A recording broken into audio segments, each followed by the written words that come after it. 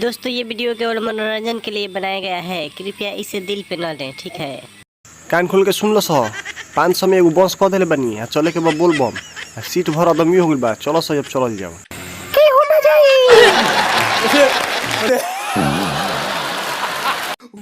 भाई लोग तो एगो हम गाना गावत तनी बढ़िया लागी नु तो तनी ताली वाली मार दी हलो मर्दे।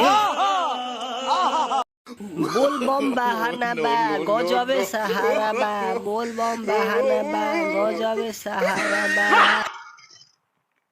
क्या दर्द है तेरी आवाज में छोरे।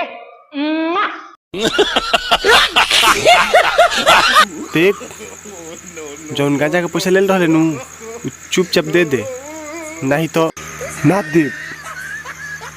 साला गांजा किनी ओहू में नशा ना रहे।